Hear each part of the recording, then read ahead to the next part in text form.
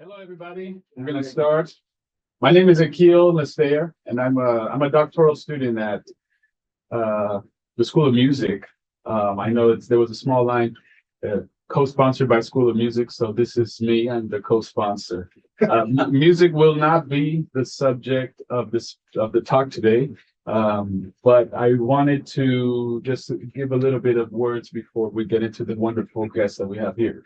So I focus on Cuban music and Brazilian music, but I have a long tradition, a long time studying the musical traditions of Cuba.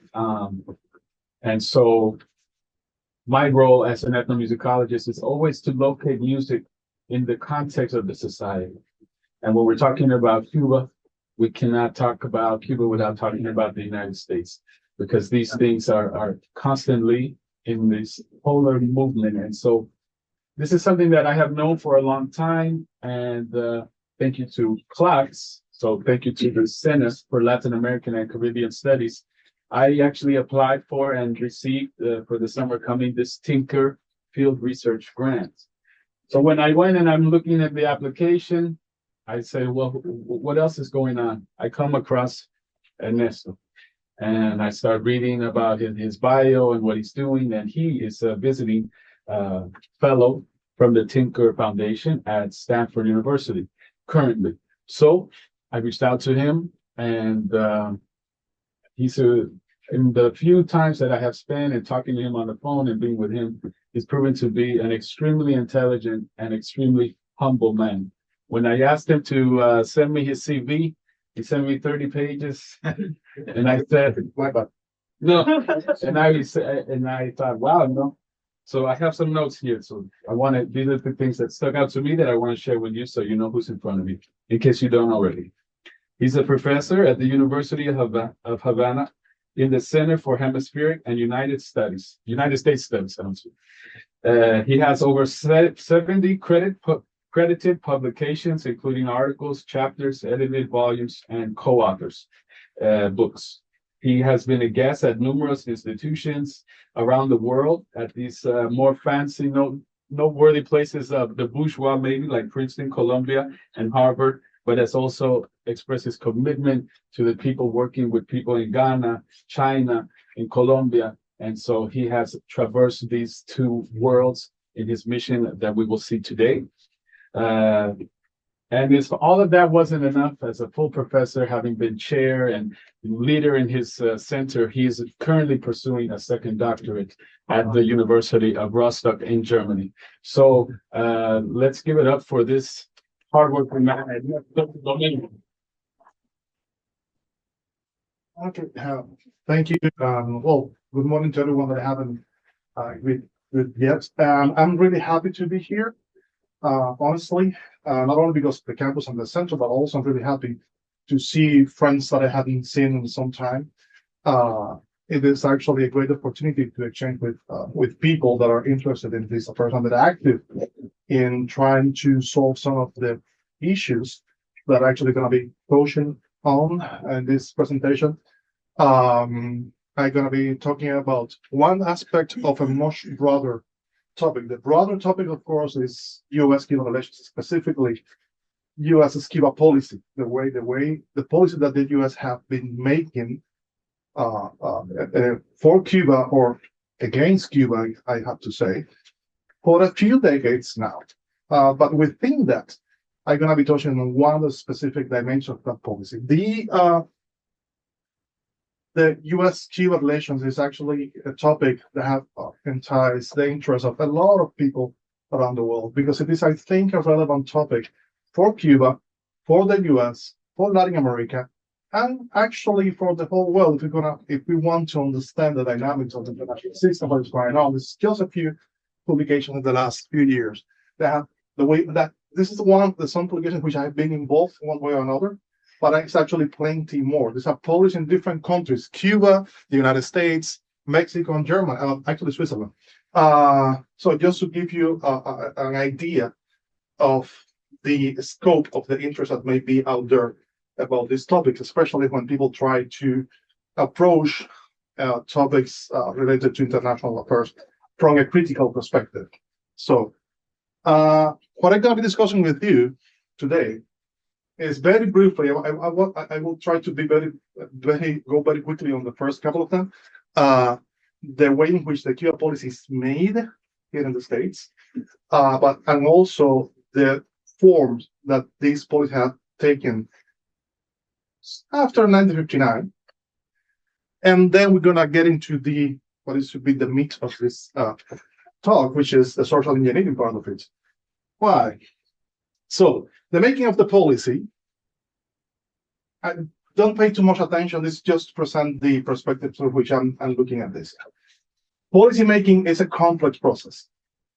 It's a number of different actors within government and non-governmental actors that participate in that. I think it is very clear right now, in the current context, the role that the non-governmental actors play in policy making. So there's some empirical studies that show that actually those non-governmental actors are decisive when in policy making, for sure. But I want you to pay attention to this particular part of the model, which is actually the fact that there is a limit to the policies that are acceptable. It's what I like to call state policy. Essentially, the general orientation of a policy in a given issue.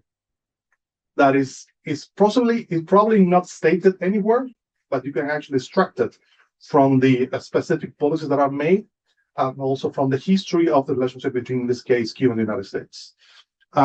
In the case of Cuba and the United States, I think it's very clear that the state policy on the American side, and I do mean on those elites who participate directly in the policymaking process, because the average citizen has nothing to say in this process.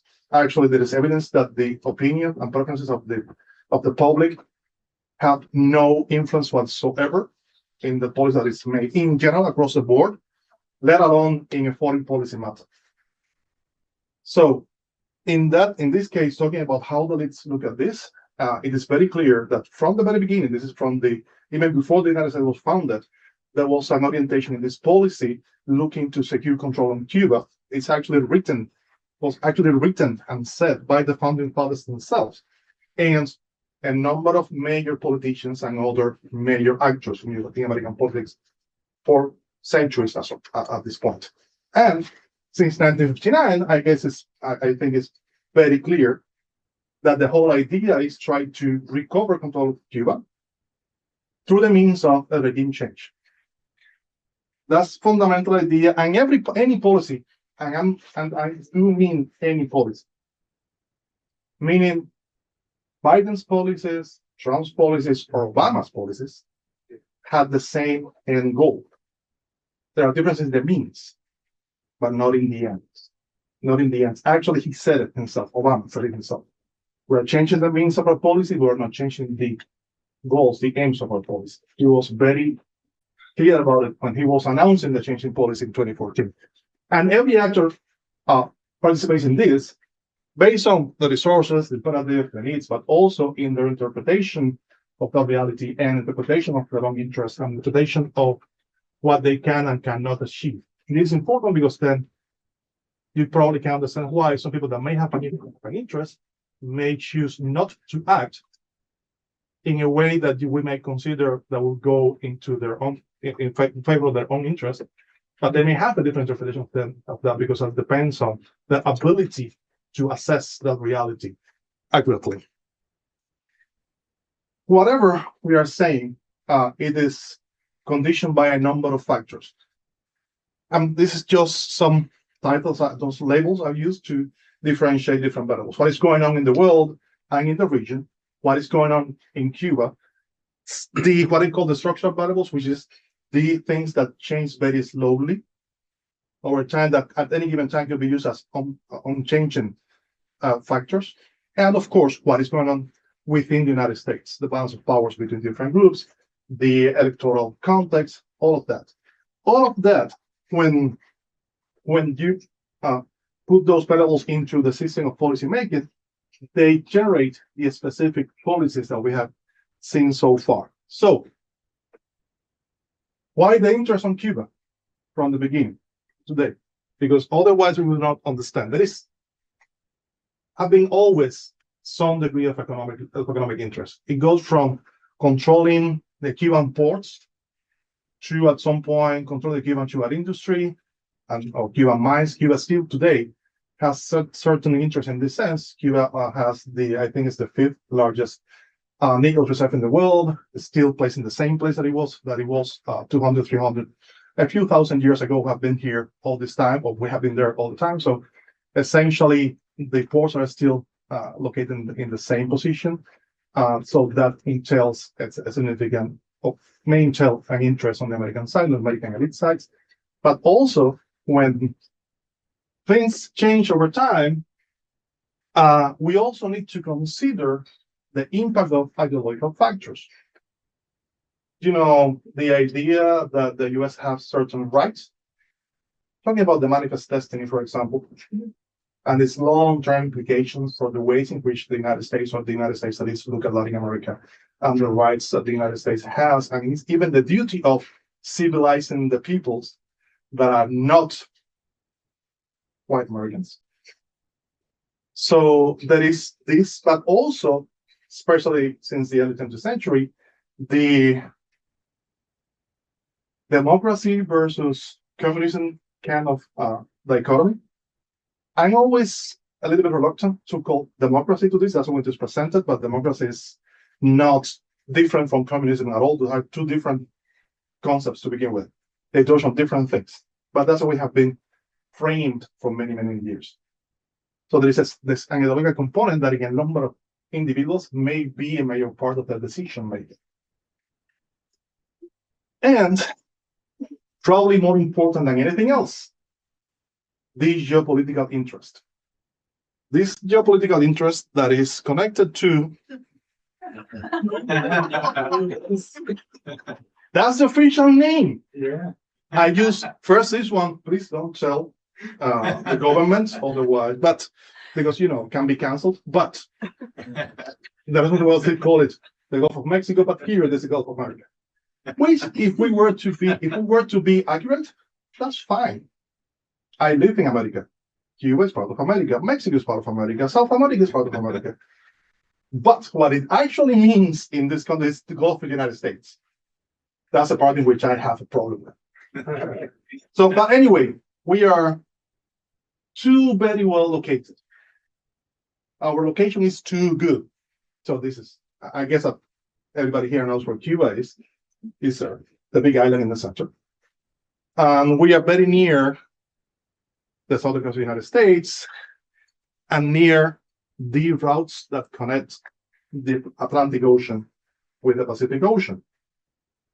We have been there forever. Well, not forever, for about 60, 70 million years or so, or 6,000, depending on where you stand. But when we look at a map that includes the trade routes in the world, probably you can see that Cuba is barely visible because we are surrounded by a very dense network of trade routes. And we have a critical choke point of this network and several secondary choke points, meaning that one of these choke points is obstructed, the whole network could collapse. So that is giving us an idea of why this geographical location has so big geopolitical value. Because, of course, it is critical for the U.S. security, understood as the extension of U.S. interest as an major power, and the potential control over this network, which means also access to resources, that is oil in this region, but also in the political sense, Cuba has a significantly strong relation with every leftist movement in the Americas. But in the world, for that matters, but in the Americas in particular. So there is a multi-layered geopolitical dimension here. We cannot understand this without understanding this complex set of factors that drive U.S. policies regarding Cuba.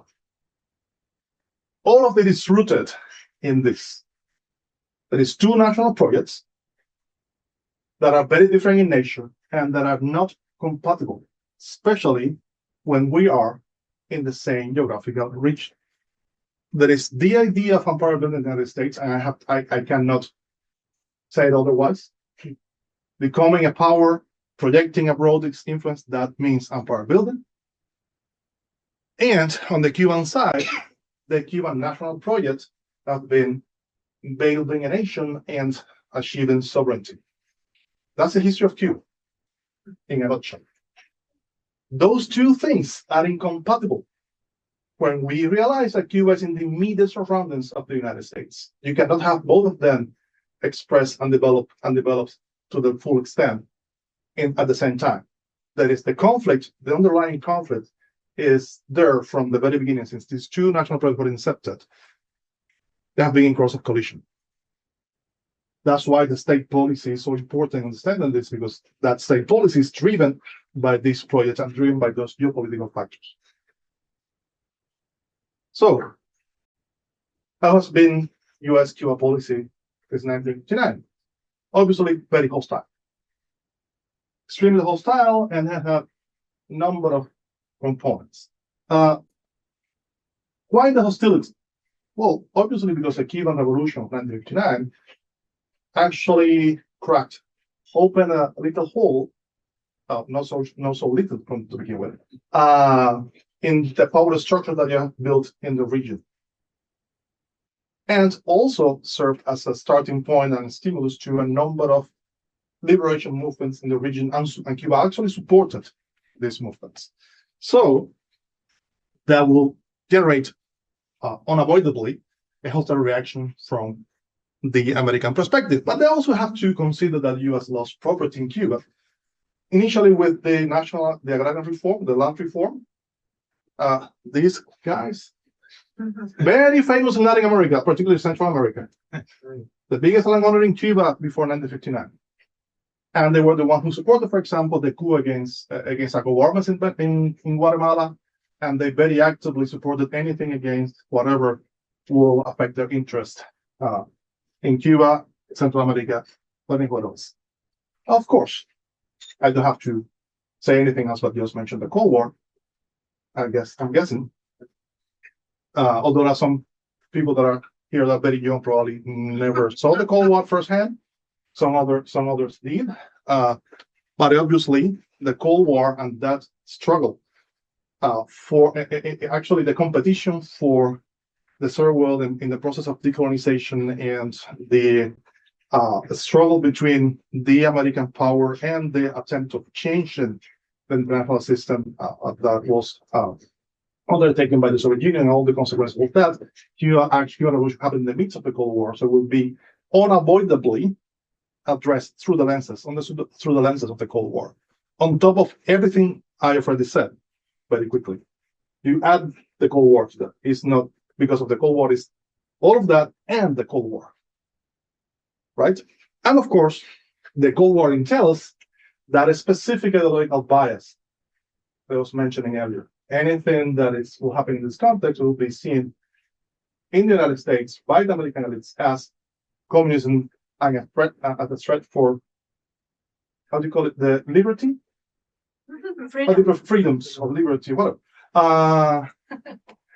Yeah, because that's, I will, Bush Jr., or Little Bush, I'd like to call him, say, oh, they hate us for our freedom, right? That's what he said in 2001, right? Well, we don't hate the United States. We never have.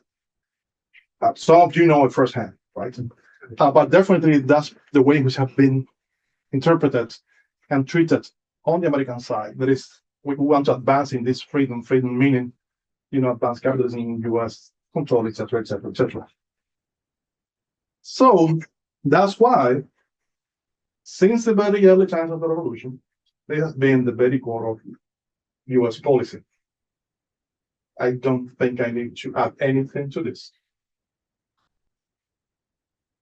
This is part of a memorandum that, when presented to the undersecretary, this is the assistant undersecretary of state, that's Mallory, when he presented to his undersecretary, his boss, the boss only wrote, okay, and sent it over, and it became the bedrock of US political Cuba.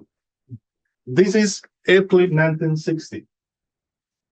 if anybody tells you that US policy was a result of the missile crisis, this is a year and a half before that. This is even before Bay of Pigs. Whole year before Bay of Pigs. So these policies have had a number of access ever since. There have been some negotiations, for the most part, secret negotiations, back channels, this contest. The whole book that was published initially in 2014, that we had a second edition, update the second edition in 2015 because of obvious reasons, the change of policy, by William Leogrand and Peter Conbrook. The title is Back Channel to Cuba. I recommend this a very very raw description of all the different processes of secret negotiations and not so secret contacts that have been between the two countries. So very detailed comparison of those. But most of them have been on specific topics. Most of them have been secret, and whether they have changed except for some things like technical cooperation in certain areas, the migratory agreements that are on the threat right now, and a few others. Way more important have been this: the violence and threat of violence. And using violence and not only military force, because military force is included, but it goes beyond that. And I'm talking about, for example, what we call today acts of terrorism, sabotage, and political assassination, etc., that happen, and even when to a lesser extent, it kept happening even for the last few years. And there have been significant support for, or even the creation of, opposition groups within Cuba and outside Cuba.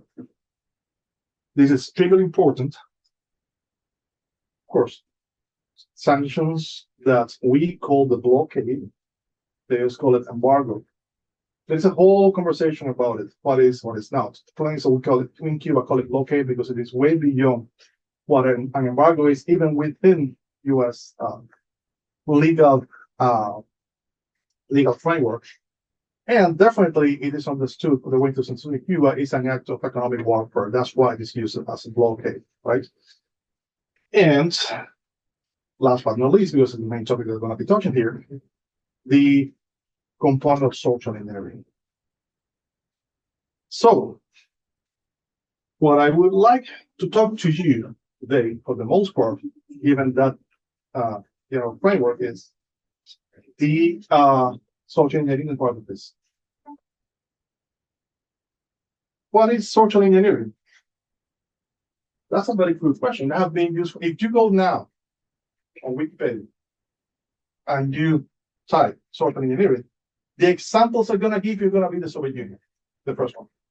The Soviet Union trying to manipulate the people in the country to change blah, blah, blah, blah, blah.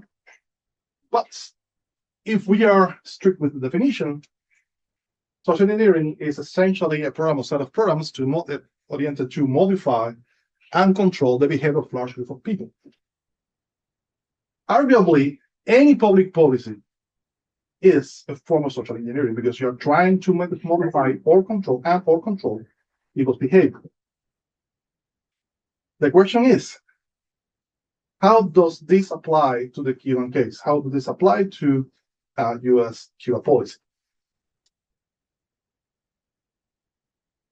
What does it do? Who does this?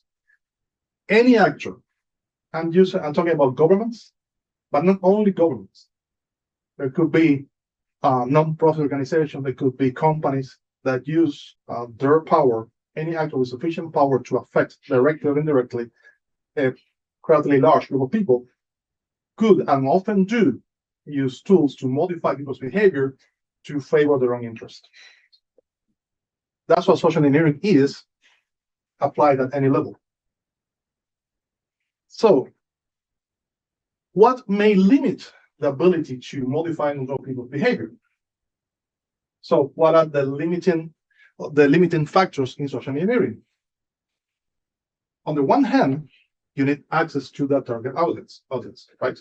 You need to have access to those that you want to control. You have to change in a way. So, but you also need some systematic knowledge about that audience, about that target audience. And also you need some technology to process that information, to have access in a systematic way to that public and to operate with that public in a systematic way that could be conducive to the outcome that you intend. What are the main tools for this? I have a short list. This is not the only ones, so these are the main ones. For these organizations, I'm not talking about people's beliefs here.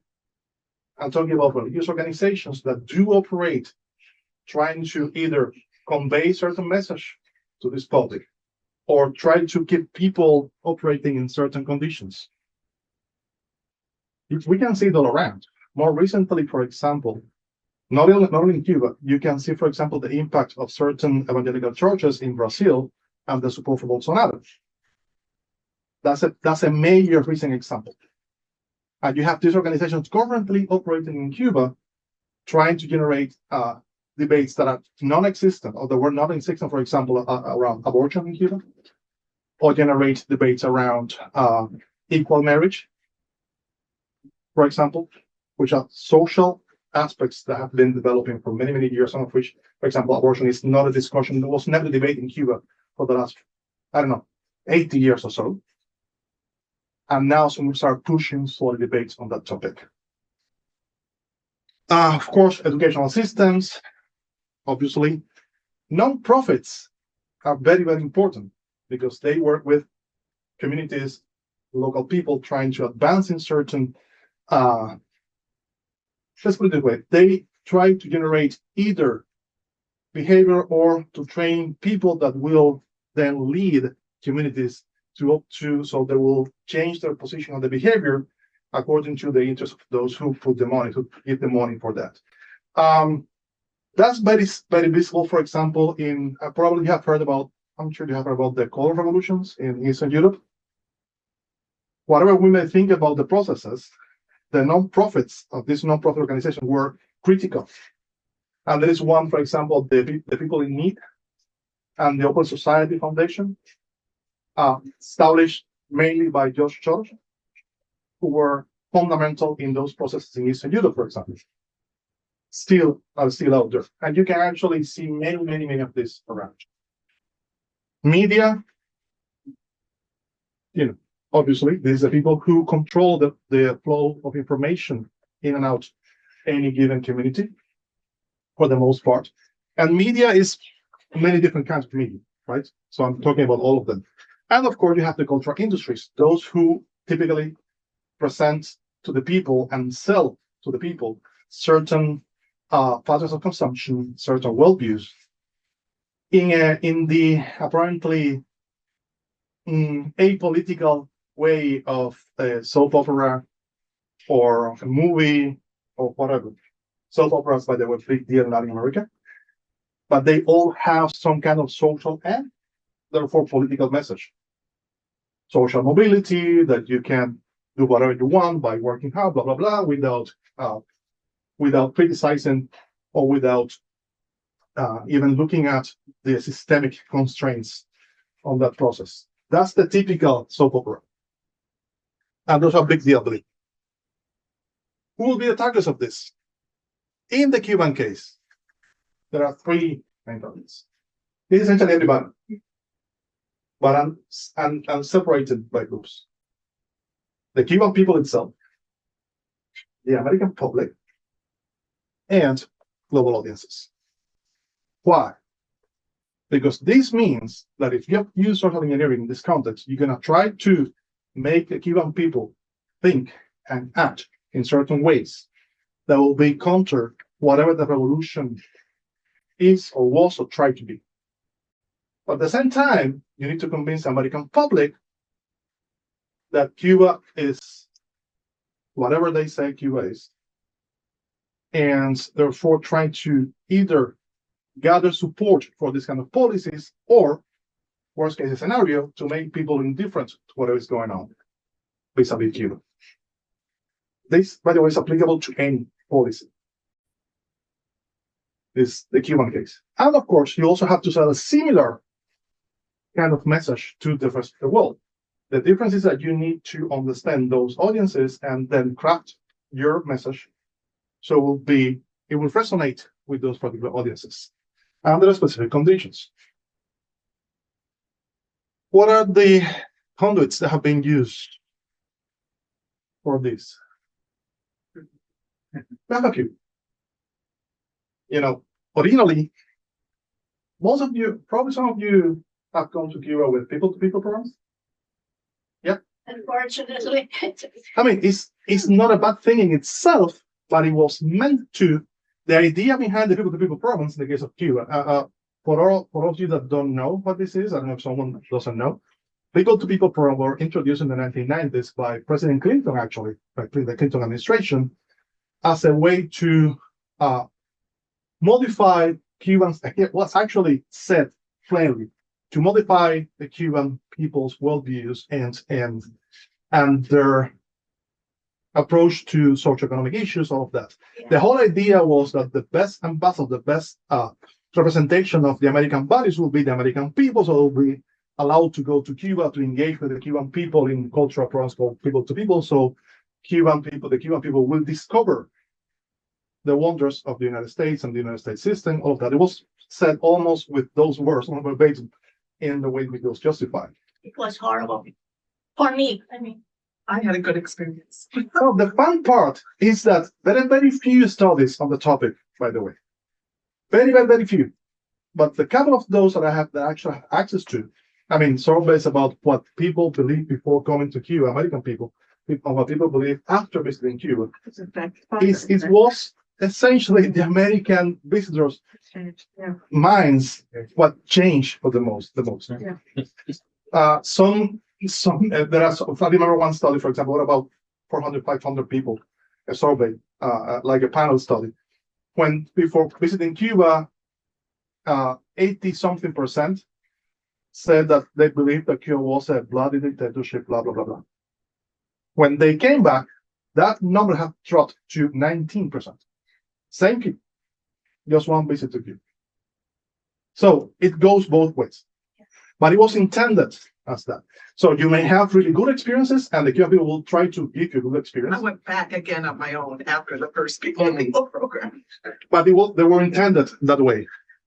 Of course, this is the famous 20 to 30 million that have been allocated, was appropriated for support for democracy in Cuba programs for, 20-something years now, since the Bush administration, Bush 43 administration, which include a number of scholarships. And other scholarship programs have been used by different organizations. There is world learning programs that are scholarships that are given to some intellectuals, mostly artists in Cuba, here in the States, in Argentina, in Spain. Some famous cases of opposition leaders in Cuba, namely Junior Garcia, for example. He made some splash back in 2021, late 2021. And he had a couple of those scholarships in Argentina and in Spain, in which he's an artist. He was in the World Theater, and then he got a couple of scholarships in how to deal with the armed forces in the case of transition. That was a scholarship that he got to take those classes. So it's kind of interesting how that works. Also, there have been groups that have been created to produce alternative art, meaning art that is not within the system of arts within Cuba. Cuba have an art system that is funded by the state. There is a whole pyramid of art schools, and then to the higher level, and institutions that support and actually pay the artists. I mean, salaries in Cuba are not particularly high, but they're paid even if they cannot work like during the pandemic. Still got paid like the full salaries. So there is a bottom line they'll have access to. But these particular labels, if you want. They were oriented to identify alternative artists come from the urban spaces, for example. Urban art is in fact an euphemism to talk about what traditionally is marginal art forms, marginalized communities. These were meant to do that, to identify these cases. And of course, the two big bad guys. Even when now the discussion in the States is that USAID and the suspension of their programs is a negative, is a net negative for the world, because the hospitals, whatever, that gives some medical attention to kids with cancer, that's real. But it's a very large proportion of the funding that this institution has received for many, many years that are dedicated to promote what is called in certain places subversion within the countries, to promote opposition groups, to promote anti-governmental activities. That's a big part. USAID was created as a front for traditionally CIA operations in the 1960s by President Kennedy, who is respected all of that, but he did quite a few things that were not, let's put it that way, are not consistent with the idea of the nicest, best president ever, in the sense of the one who wanted to solve the issues with his neighbors, for example. Alianza para el Progreso was the Alliance for Progress in Latin America, was kind of the flagship policy, but it's a very broad spectrum of that. And of course, the National Endowment for Democracy Okay. is NED is National Endowment for Democracy. That's the same thing. And funneling money to these opposition groups around the world because they support democracy. Just to give you an idea, this is just 2021, just 1 year. What was listed, I have no access to this website anymore because it was, taken down. It's just the allocation of money for projects regarding directed at Cuba by USAID. Wow. Take a look at this. These are the groups that receive it, and take a look at the wording of the programs. To me, things like this and this are particularly telling, because they're saying to tracking, yes, and reveal abuses in Cuba, to expose labor exploitation, and so on and so forth. It's not about tracking this particular thing. It's about denouncing something, exposing something, which means that these groups will have a vested interest in denouncing or exposing anything, regardless of the reality of it, because that's why they get money. Some of these are, for example, these people are very famous, and a bunch of others are very well known. All these tools are mostly based in Miami, by the way. Most of that money goes to Miami. From there, a little bit of it goes to Cuba. Of course, the amounts are pretty low when compared to the rest. So, it has taken a number of forms along the 21st century. This is one of the most famous cases of alternative art. This group of urban music that were produced by this company. I have actually a good friend, Lisa Riviere, from University of Minnesota. Now she's doing something else. But at the time she was in academia, and her PhD dissertation was about this particular case. She found out irrefutable evidence that was a program, part of the program of creating these alternative groups with the idea that they will subvert try to subvert the Cuban population by using that to convey these messages as a critical people groups are supposedly forgotten or real or either in reality or not, but supposedly they are forgotten by the government as they need to act on their own to create this mindset among the Cuban population, right? And also the fact that Miami have become the main hub for Latino arts, Latino music especially, but also for Cuba in particular, because you can see how many famous artists, mostly from this urban context, as I call it, go to Miami, and they typically change their speech. The discourse changes. One very famous case is Gente de Zona. Those are reggaetoneros / whatever, this kind of a fusion kind of music, although reggaeton would be the basis of it. Just one day they were acting in Cuba, and they were praising the president who was there, my president, whatever. Next, you see them in Miami, and then all of a sudden, they had to flee Cuba because they were repressed. And you can see that over and over again. And often, those who go to Miami and don't change the discourse, they're also what they like, canceled. Famously, that was what happened to Buena Fe. Laura, Even non-Cuban artists have gone through this. She was Laura Bolsina went to Cuba. She had with Gente de Zona, by the way. She had a hard time after that. But you know, the Miami has a history. They even boycotted Mandela when he visited Miami in the 1990s because he had come to Cuba before going to the United States.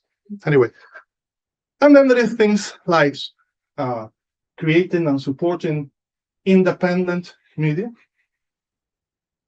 These are the same ones that I mentioned earlier that had funding from USAID or the net or whatever, and also the creation of different groups and literally even more groups. This is not what is something that is mentioned by the Cuban media. That's it. It's actually way more than that. And of course, more recently, there have been an increase in the use of digital platforms because of the technological part.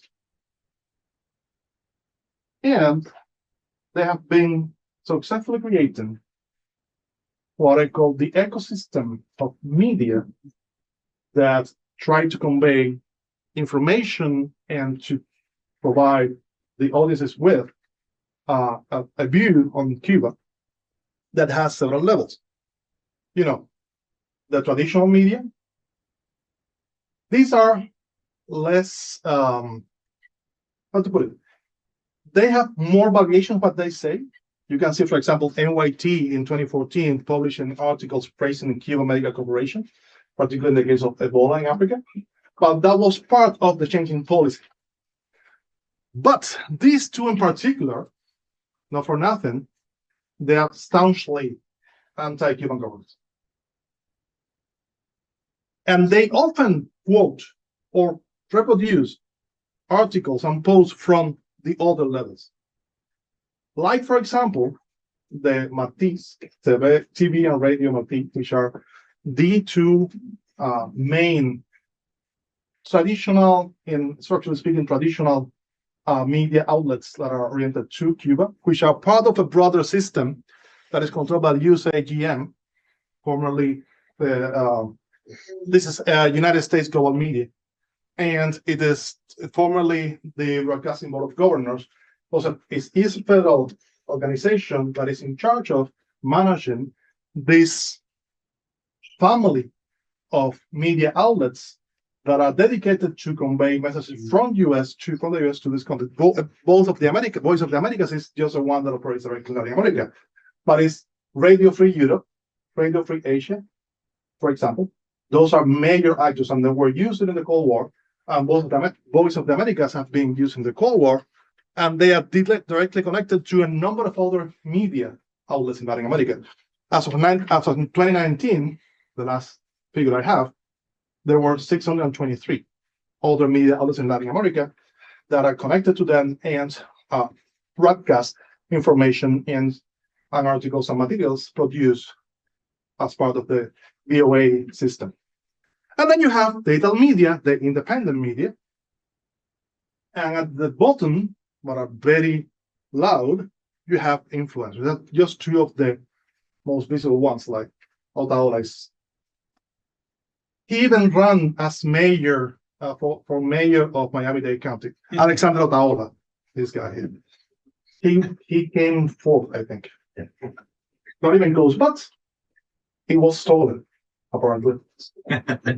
Oh, he said it. Nobody cared, but he said it. This is just a selection of some media outlets in Latin America that are affiliated with Voice of the Americas. Just a few of them. If you can recognize, this is a barely known TV station, but you can actually go. You're gonna see in Venezuela and Mexico from different countries. This is just a sample, a tiny sample.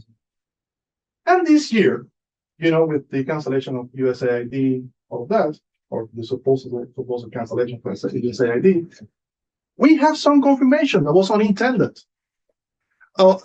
This Nora Games, by the way, she's a Cuban journalist who immigrated to the United States, and she's actually a good writer. Yeah. She's very skilled, and she's very good at twisting things. She says things that are not false. She just frames it in a way that gives you a specific view of that.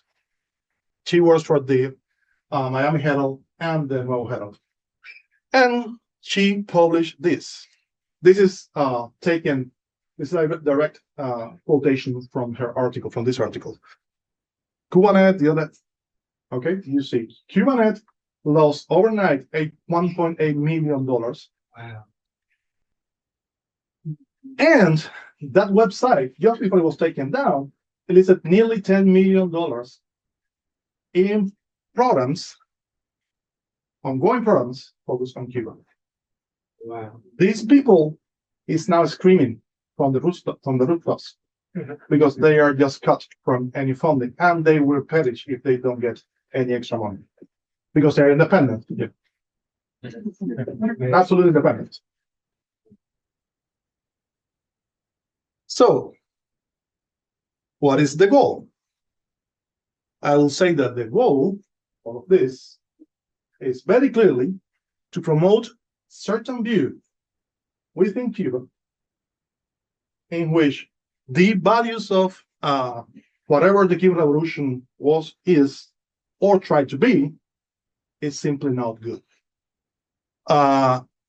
Promoting a more individualistic culture in Cuba. Cuba had moved towards a more collective approach to reality, a more collective approach to solving issues for decades, and there is an attempt, an ongoing program, and with a significant success, I have to say, of promoting a more individualistic pro-capitalist approach to reality and to solving issues, therefore more friendly to the United States, with the United States in this case, which means the idea of trying to undermine the support of the Cuban government as part, and moreover, not only the Cuban government, the government is something temporary. The idea is the whole socio-economic system.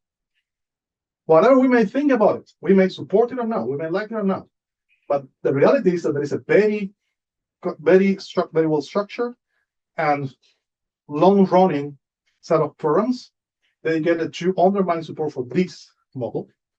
And these are just conduits for it, just the programs that have been implemented.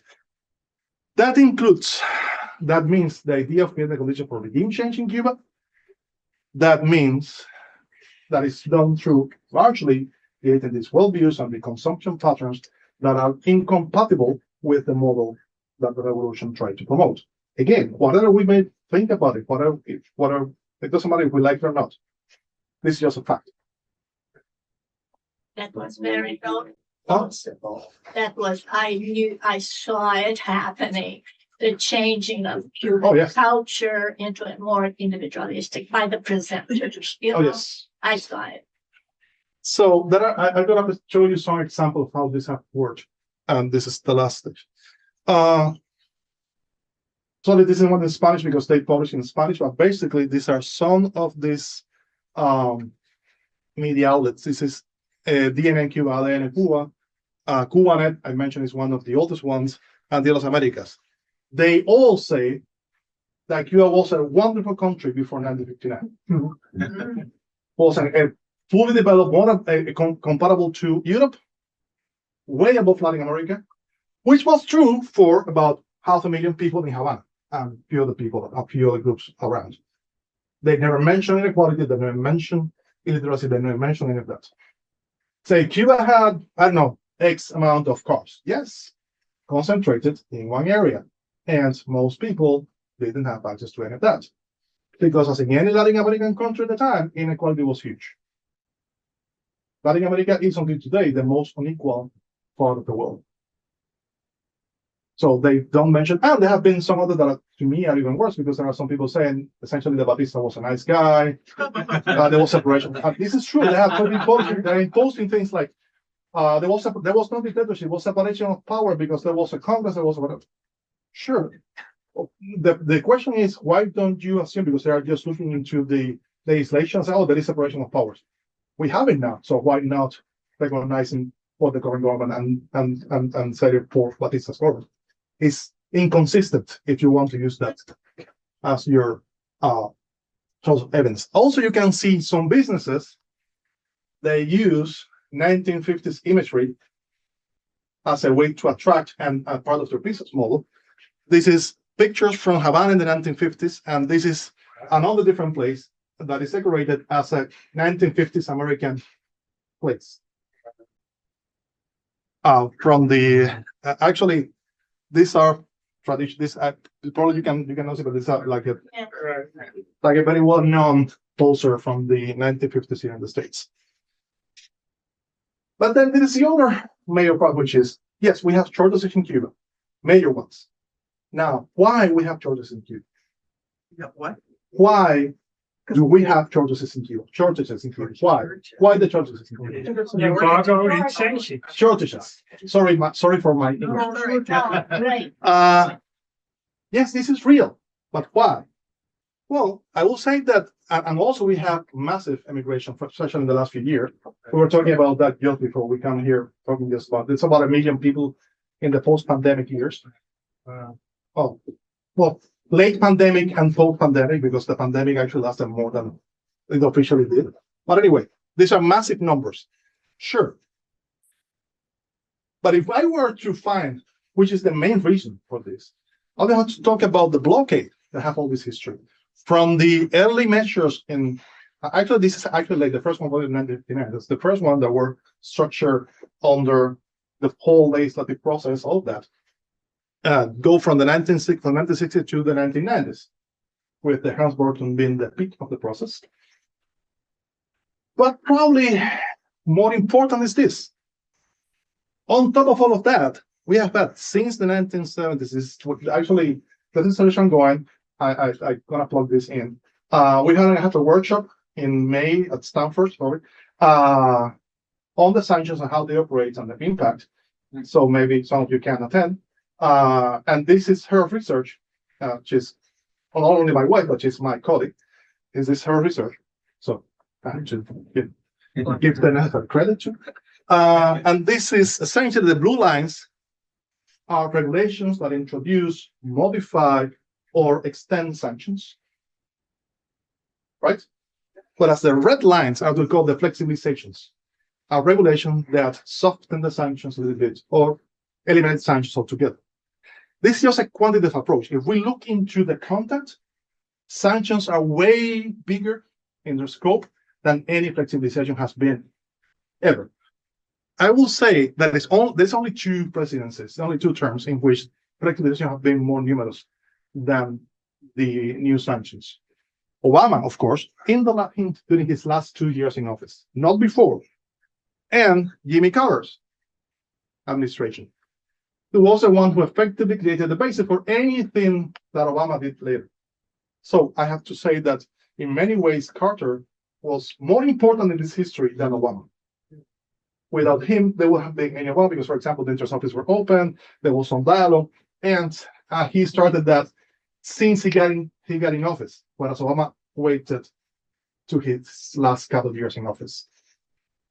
So, and of course, the specular image will be, Trump and Biden mostly kept Trump on going.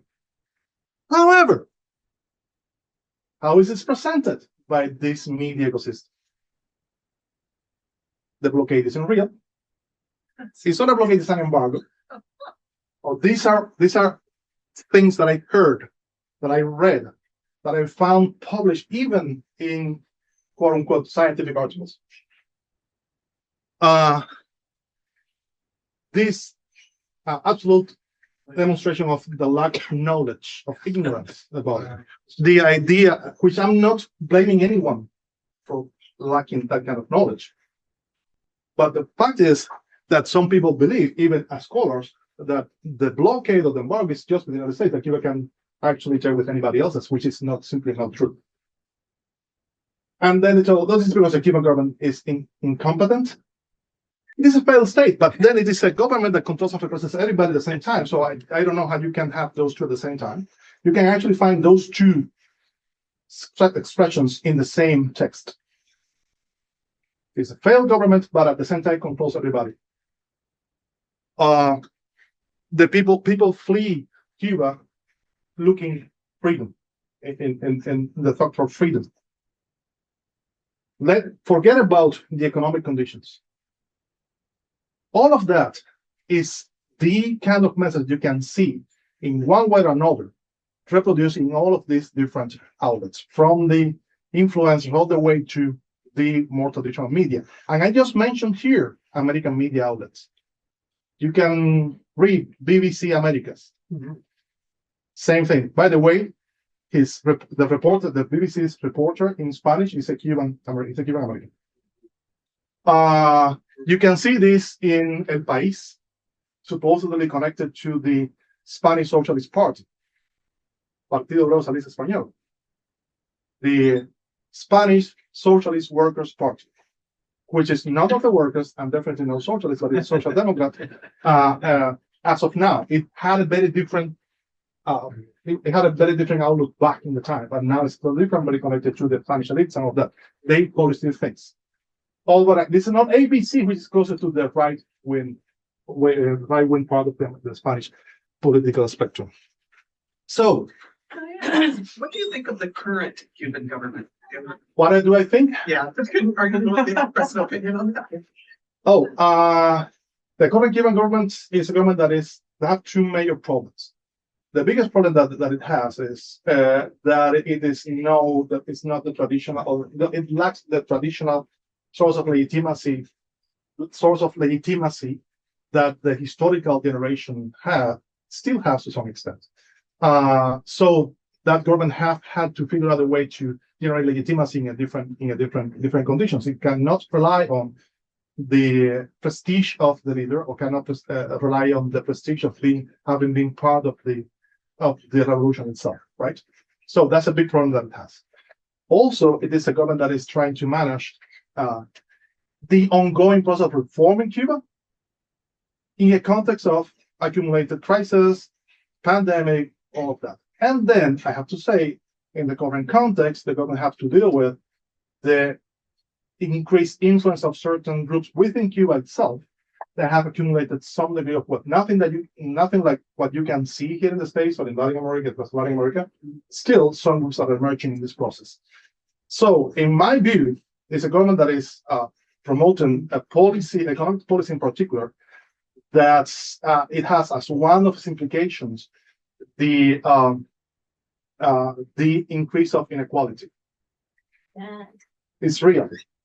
It's very real, because if you have a policy that favors the creation of private business in Cuba, you're gonna generate inequality, no question asked, because in fact, markets generate inequality when they operate. That is how they work. So it's a government that is promoting this policy, and I understand where that comes from, the idea of trying to cope with economic crisis. But the social consequences and the fact that in the context of blockade, you will not have the kind of economic growth that may compensate for that inequality, make that policy, broadly speaking, ineffective in the sense of generating that kind of growth and the kind of improved living standards that will, let's say, make everybody better in Cuba. Okay, I do think that the very least the main figures in the government are well intended. I do think that, and they work a lot. That doesn't mean that there's not corruption. Yes, there is corruption within government. Of course, there is. I don't know of any government that doesn't have any level of corruption. Actually, we have the most famous case will be the former minister of the economy, Alejandro Gil, And there's a bunch of other cases. So my take of the Cuban government at this point is a government that is in that, what I would call, kind of catch-22 situation, with this combination of factors in probably the worst possible conditions that Cuba has had since the 1890s, all combined. The political, plus economic, plus the social conditions. And then on top of that, it's going to trying to preserve sovereignty. So there are limits to what it can do. So that will be, I cannot give you just one word because my mind doesn't work like that. I cannot just give you just one word, very short. My mind works in different levels. Sorry, that's my bad. But that pretty much is my take on the current government in Cuba. And going back to the conclusion of what I'm saying here, is that actually connected to that, very much connected to that. The context in which the Cuban government, political system, economy, and society operates right now is very deeply affected by a policy that is this very broad policy that includes all the different layers, all these different dimensions. But in the particular case of the information, management of information, cultural industry, all of that, is trying to promote and to significantly have successful a well-viewed among the Cuban population and an image of Cuba abroad that is very much affecting the pillars of the system in the country. And that is that is not a random result. It's an integral part of US policy, using these tools of social engineering that are also applied in other areas for different reasons, for different goals. So that is pretty much what I have today. Okay. Yes. That song, Patria y Vida. Yeah. Like, usually when these things come out, usually there's some U.S. government support and they have something cooking in mind, right? Yeah. So I'm wondering who funded that and why. What was the occasion for that release? Because it's usually not that spontaneous. Yeah, the Patria y Vida in particular that came out in 2021. Around 2021. He didn't get it. He had a Grammy or was nominated for the Grammy or something. By the way, sang awful. Forget about everything else. Sang awful. Forget about the political context. And the guy who actually recorded the song,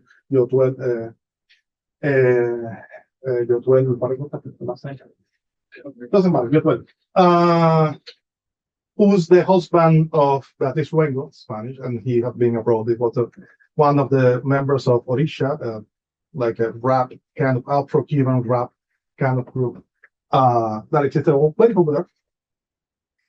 He, in fact, was at the time making his inroads in Miami, and one of the major promoters, I don't know exactly this song, but I think he was involved in producing this song. One of the major actors in that particular scene is the Estefan. The Estefan companies, you know, Emilio Estefan. Yeah. In Miami, Gloria Estefan is his wife. Yeah. They have been producing this kind of music with these particular political goals for many, many years. I remember one of the earliest cases is Willie Chirino, Cuban American, but who did a lot of songs dedicated specifically to sing in favor of a regime change in Cuba. He had one who said the title was Ya viene llegando, it's already coming, something like that. It's already arriving, something like that. Which was saying, Polonia free, Bulgaria free, whatever free, Cuba free. That was the idea in the context of the transition in Eastern Europe.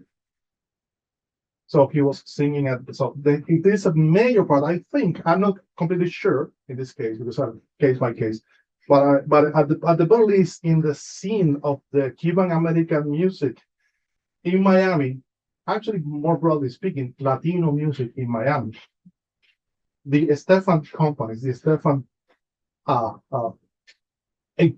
empire is the one that dominates that scene. And they do have the control on who gets what in that context. And they're very much, because, yeah, this is what the government does, But definitely there is a part that is a complement to this, which is what some interest power groups, power groups, particularly in Miami, but not only Miami, do and operate in this context as well. People do, by the way, they also get money from the government. They get some support in different contexts. So we will have to put it in that particular context to understand it. And it came in 2021 because of, in the context of the pandemic, there were demonstrations in Cuba, like it happened, by the way, anywhere else. But even the way in which those were presented to the public, I actually thought about maybe showing that, but then will be a little more complicated because then you have to show the actual footage, and then the footage that was shown by some companies, like for example, Fox News, they blurred the signs that some people were carrying that were actually pro-revolution, pro-government signs, and they showed and say these are counter anti-government demonstrations. They show the footage of a demonstration, one of the streets, as a counter-government, anti-government demonstration, and the one with the person in front of the march was Gerardo Hernández Nordelo, one of the Cuban Five. So one of the people that were very much in favor of, and he actually went to the street to support the government. So the demonstration happened. The coverage was totally biased in this sense. And they even took some pictures and footage from the Arab Spring, for example, in Cairo, to say this is in Havana. So that is also part of this. So that song came in that context. Oh, he was raising the hand there. I'm going to go with you guys. Go ahead. That was the three of you. I don't know who's order. Well, I was going to ask, I mean, so we've heard how, U.S. policy has created the conditions to basically do, attempt social engineering to the Cuban policy. That basically implies to me that Cubans are incapable of critical thinking. I mean, which we're not, So what I'm asking is, I'm talking about the Cubans in the island, right? Because I think that they're aware that this is going on too. Yeah. So my question is, really, and obviously the government's aware that this is going on. What is the Cuban government doing to sort of, I'm not going to call it reverse social engineering, but to do their own level of that to combat this attempt? Well, there is awareness of that. There is a number of scholars on the side that have done this research. This one showing here is largely, actually I have mentioned that these are largely research results that some of my colleagues have had in the last few years. In my center in particular, is a couple of scholars who work specifically on this topic. Women, by the way, because we want to empower women and all that. We are a feminist guy, and truly feminist. So just to be on the right side of the history. But definitely these are very important topics that have been studied and that are known. Now, what is done first is the government is trying to generate its own message that counterweights this, try to explain the reality of the situation. But then the government have to deal with the fact that a lot of people is consuming social media platforms rather than more traditional media in Cuba. Most of which are American social media, however we want to put it. They are controlled by American companies, and the algorithms operate in a somewhat complicated way. So if you right now, you go to Cuba, you try to Google news about Cuba, the first hits you're gonna get are coming from these websites. Not from grandma, even within Cuba. Not from grandma, the social media, the state media, not from any other. So you have to fight to place that in that context. So it's trying to put out a discourse and an explanation on that, and I'm trying to go back to the basis of the process. I'm trying to go back and insist on the sovereignty part of all that in extremely difficult conditions. So people is capable of critical thinking, for sure. And there is this history. But at the same time, generation after generation, the conditions in which the generation here have grown up are different from the generations the condition in which my generation, which is one of the last generations of the pre-1991 Cuba, are very different from the conditions in which I grew up, for example. I grew up in the 1980s. Totally different context. So that's big deal. And then at the same time, if you also have a reform ongoing that is reinforcing some of this, you have actually a very difficult time. But there is a one that there are different ways about that. There is work on social alternative platform, social media, trying to promote this message. Although many of the social media accounts connected to the Cuban government are frequently blocked by the carriers. So that's what is going on, and it's extremely difficult to do in that context, even if those are some people. Okay. Yeah. I'm just gonna say, great talk. Thank you. I just want to mention I'm visiting Costa Rica, Mhm. and people would not associate Costa Rica with U.S. imperialism yet. In the 1980s, Costa Rica received billions of dollars USA. Mhm. It was per capita was second after Israel. Mhm. It was the good cop versus the bad cop because they were sending billions to the Contras arms in Nicaragua. So they're the Southern Front. And one of the factors, I would say, and not just me, that today we have this right-wing idiot Chavez as president in Costa Rica, where we have increased worse inequality in generations, worse violence in generations, which is very linked inequality in money. For example, this year we've tripled the femicide rate, and the government doesn't want to invest more in the struggle against violence against women. One of the factors is USA from the 80s. I mean, our president got a PhD here in the US. The ex-president Chinchilla, she got a scholarship from USA to study here in the US. And one of the factors is of the inequality and violence we have in Costa Rica is USA. It's undeniable. Yep. They started dismantling the social welfare state in Costa Rica. We have one of the best, along with Cuba and Uruguay, one of the best healthcare and education systems in Latin America.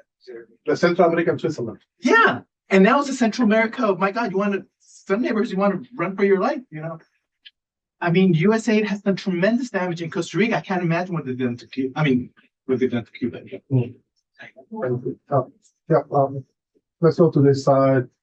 Lady first or you first? Whatever. What raising the hand before? I just want to get a question because Yes. it's somewhat related to the question he asked. Okay. So what kind of policy measures are perhaps being taken right now in Cuba to counteract or to contextualize in a meaningful way the effects of the blockade? Because here I have worked with Cuban diaspora for the last 10 years, and a lot of them coming. And the last few years, like you showed, after the pandemic and onward, an explosion of human people coming here. Now, these are my friends and my colleagues because I play in bands with them, and so I respect what they say, but I have my own critical lens, understanding a wider context of what Cuba means not just for the United States, but for the entire world, essentially, as you pointed out. And so I have a certain kind of feeling when I say I don't want to just tell them, hey, you're wrong, or that it's not correct 100% what you're saying, because I didn't live under the blockade, right? And they did. And so I have to respect their feeling about it. But I also wonder what kind of moves or modes are being used in Cuba in order to understand that it's not all the fault of the Cuban government, which, you know what I'm saying? Because the material effects of the policy is felt by the person in the ground. No, the blame is assigned. Yeah. So what kind of education or cultural that is counter policy? that is on the one hand is the educational system itself which tries to explain this in it. One of the problem is that all of this is actually it's fact based. Yes. All of it is fact based. The problem is that in the public opinion, facts are the less and less and less important. There's not a Cuban problem. That is a world problem. Yes. We see it all around. It's a U.S. problem. It's a world problem. Facts are less and less and less important in the making of people's opinions, and therefore it's less and less important in the way in which people behave vis-a-vis the different points that they come across in their lives. So that's a big problem, because the only way for this to be fully understood is to be explained in its complexity. But then complex explanations are very hard for people, because especially in a context with the attention span is shortening and shortening and shortening and by the day. People have every day have a shorter attention span. That's why social media platforms that have this format of very short, either clips or text, but the text even text in general is falling is losing its importance, its impact in all this. You cannot explain something as complex as this in the form of a very, very short clip or a very short text. So the problem is how to create a message and actually pass that message in a format that especially younger people will consume and not say, oh, this is techie. This is muela. I mean, just blah, blah, blah, blah, blah, blah, blah, blah, blah. That's a big, big problem that people is dealing with. Saying there are some firms that are trying to produce this kind of formats. There is I'm not that I particularly like it, but there's a space on TV that tries to use that format. It's called conflictive. I don't like it particularly, but I do think that that kind of format is necessary in these countries. Now, they still have to compete with a massive array of media outlets, platforms, and influencers abroad, and some of them in Cuba that have all the support of the funding coming from your government, of private money, etc., that makes it extremely difficult. I do remember a Cuban boxer fighting for Spain in 2021 that he said, "Oh, social media doesn't lie." Wow. I say, okay, I have nothing else to talk to you, right? I was not talking to him; he was being interviewed. But if you have that mentality, there is no way to get to you. Yeah. Because the first point is that you have to understand that it doesn't matter who says, somebody will be lying all the time in social media. I will say that around 90% of whatever makes around social media is either a lie or is misrepresented, and therefore you have to take it very carefully. You need to close it, but then typically people don't have the tools to do that. So there is a necessary process of literacy, kind of legal literacy campaign that is necessary. There are some attempts out there, but it's still difficult to do. And then also have to say that there is a need for renovation and updating of the media, the way in which media is treated. Yes. In Cuba. Yeah. Definitely. So the ideas are there, the knowledge is there, the necessity is there for the governments, whatever they want to do, if they want to remain and the process and the system wants to survive, that needs to be done, unless you want to change it.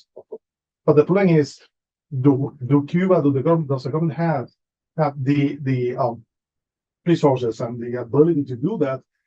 That's more difficult to answer in a positive way. So the two ladies here were listening. So I just Yeah. thank you. Okay. So I'm Brazilian, and I grew up in the 70s in Brazil. So my hero was Fidel Castro and Che Guevara. So I have a very different view of Cuba from most people here in the United States, I would say. So I went to Cuba 2 years ago on a tour promoted by The Nation. The Nation is a magazine that is very progressive here in the United States. Yes. So when I got there, they were introducing to us, to the American group, for the most part, entrepreneurs, very young entrepreneurs, and they were complaining about the government. Someone said something about what the government is seeing now in Cuba. They were complaining because the government had lots of regulations, and they do. For example, you cannot fire anyone without a very high level of just cause, right? They are complaining about that. Yeah. And at the same time, they wanted that the government opens investments, capitalistic investments, because, and they say, well, they have all that individualistic ideas, American style. It's unbelievable. I was so shocked and so sad. I was sad to see that, you see. And then one of them said something like, oh, but we need to be able to fire people. But at the same time, look at the contradiction. But at the same time, he was proud because Cuba has a very low level of crime, right? Very low level. So you see the contradiction. Yeah, so I pointed out to him, I said, what? When you keep on firing people, the crime, then they're not going to have the investment that you want here, because then it's not a safe place anymore, right? But I had a very, I was very sad to see that. That's very much a form of cognitive dissonance that you can actually find in a lot of these entrepreneurs, a lot of the people, not only them, I have to say, because for example, these ones mentioned they want less regulation, they want less taxes, opening to whatever, but they also want the government to support new businesses with financial aid, for example. Yes. So do you want to be left alone, but also you want some support from the government? Those two things don't go hand in hand typically, unless you actually capture the government. Unless you actually capture the government will attach some kind of control to whatever it's going to give you. But also, many of them, they say, oh, there is always a restriction, but those businesses exist because there is a policy that have been going on for, at the least 15 years now, that has opened spaces for these kind of private businesses, even created the legal framework, changed the constitution to accommodate these developments, all of that, which was, by the way, discussed nationwide and went to referendum, all of that. So what I'm trying to say here is this. One of the biggest conflicts that we have, and that's what you actually pointed out, is the combination of these views and this emerging sector, bourgeois sector in Cuba, that is very much intended in building a market economy and a totally bourgeois-dominated kind of society. One more question. And then at the same time, they want the protection and the support of the very same government that they want to reduce. It's a kind of a weird. It's weird when you think about it, but at the same time, it's kind of the common position that many business people have around the world.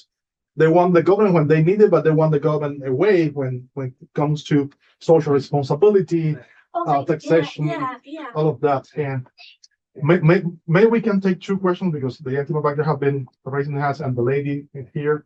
So I try to be brief in my answer. Sorry. Thank you so much for coming and for your talk. It was really interesting. So I'm just kind of thinking about like the academic spaces. Like I studied Cuba, studied Spanish at this university, and I think something that I sort of noticed is that like I think these like academics in general are well intentioned, but maybe there is some ignorance in terms of the kinds of things that they're studying and promoting and like the work that they're doing around art and literature in sort of contemporary or like revolutionary Cuban society that is like really stuff that's like under the surface funded by US based opposition programs. So I'm just wondering sort of what you think like how like academia contributes to this issue, what the responsibility of academics are right now, like who are studying Cuba? Well, academia is very much part of this. For example, while I just mentioned the idea that the blockade doesn't exist or is not important, is pervasive in academia here in the States. I have a friend and colleague who's called it blockade denialism. So there is a denial of the blockade or a denial of the impact of the blockade, focusing even if you want to be critical of US foreign policy, often, but you say, oh, you have to do both sides. The softer version of that would be both sidism in this context. That's very much present in American academia. They have very few people that actually process from a critical perspective. So the role of academia should be providing people with information, systematized information, and the tools to understand this context realities, and also to inform and advise policymakers in the best way to address the things. But the problem is that academia is very much impacted by this very same problem that we see here. People, these individuals, persons who do the academic work. So one of the biggest problems is that there are a number of biases and a number of fallacies, logical fallacies that make their inroad into whatever we do. For example, we have someone that will be, by the way, in the workshop, in May, which is a Cuban scholar, a Cuban economist who currently lives in Colombia. He's critical of the government, but he has done a very interesting thing with that. He has done a very interesting work, tracing numbers of the impact, the actual impact of the blockade, which have to be treated as a minimum because that's what you can actually measure, right? He came to the conclusion that it's a few $1 billion a year that Cuba loses, like every year, due to the blockade, which is that most people in Cuba, if they want, they can know because that is published regularly by Cuban institutions, but this guy is doing it from abroad and he been publishing. He presented that at a conference in Miami.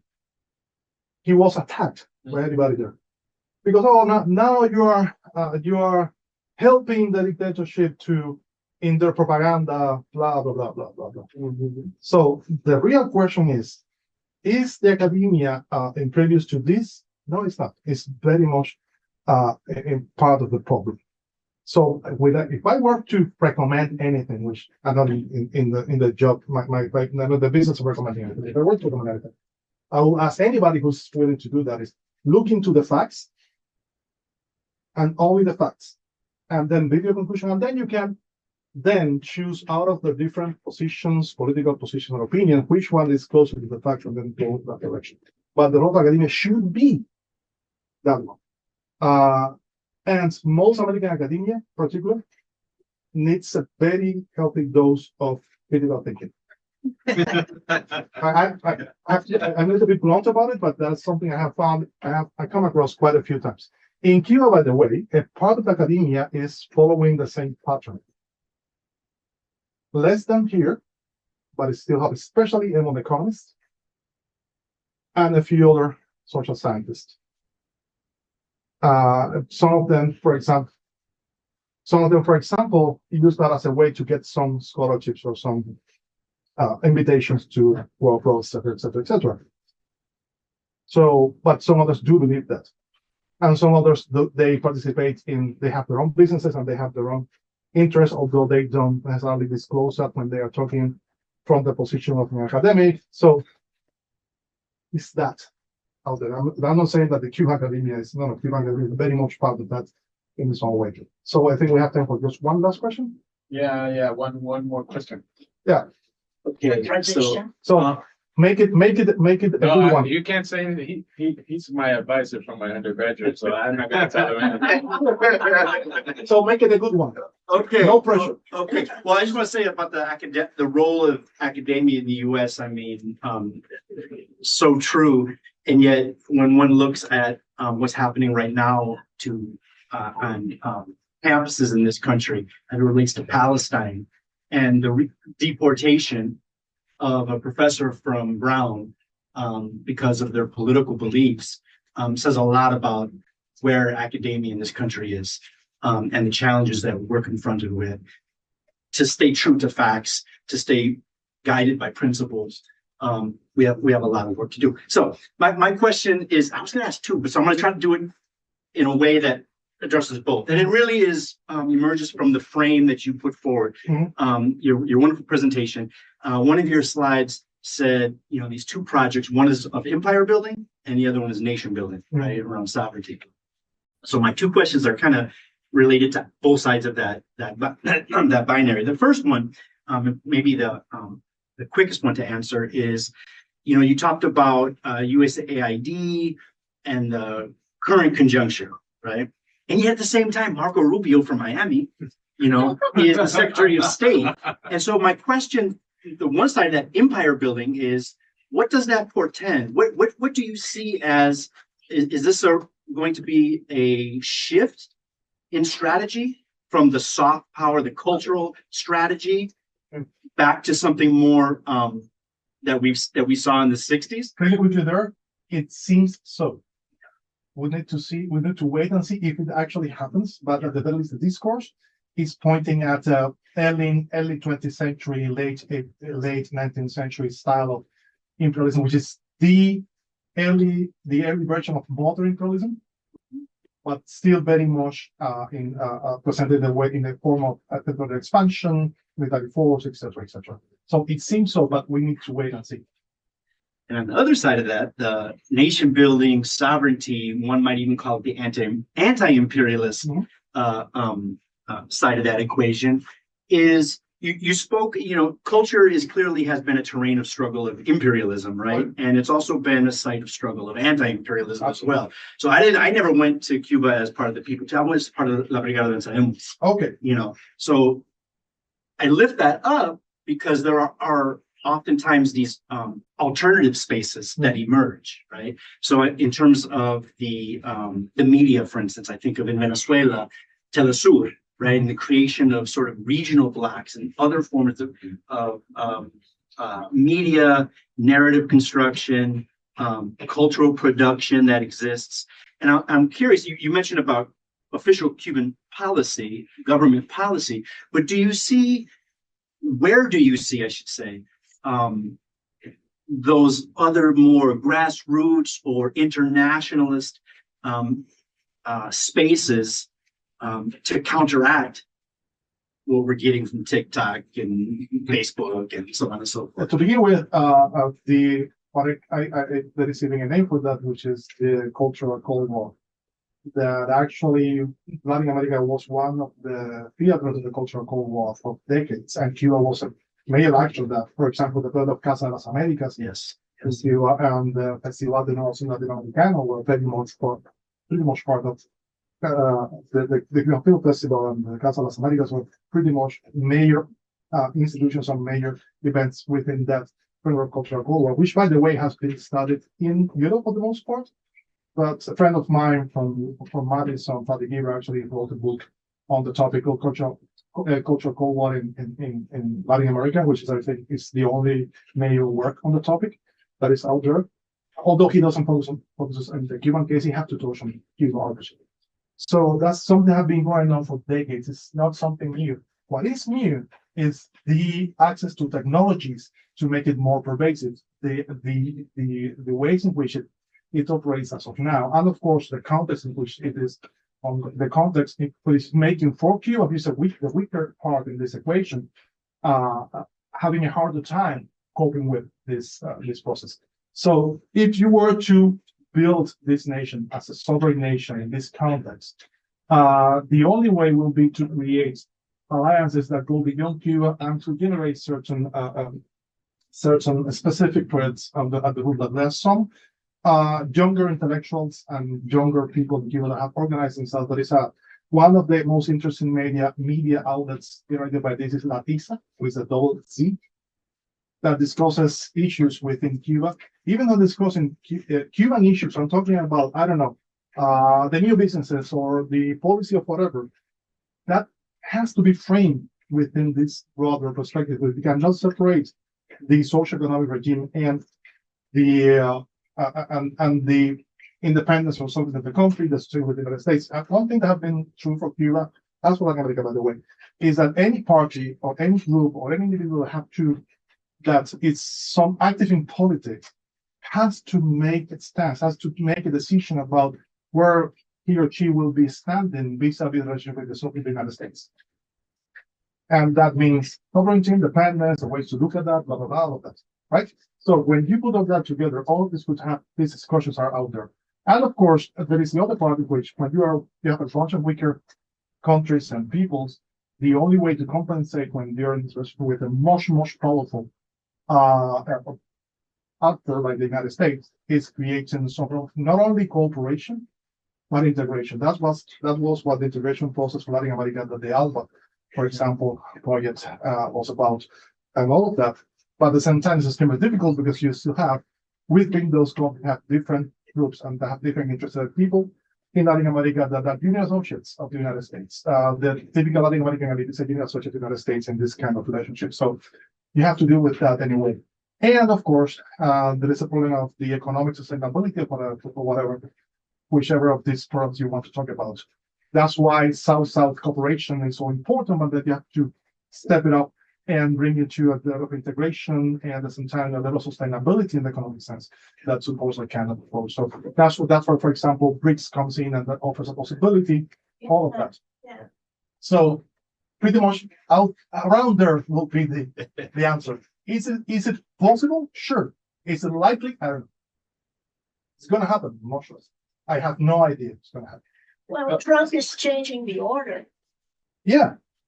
So We could end in a nuclear war. So after that, we can forget about all of this. on that note, I want to see if we can give him applause. Yeah, truly a treat, especially given the times. Who knows if these kind of things will continue for the foreseeable future in the university system. So thank you very much to CLACS, the Tinker Foundation, and to Dr.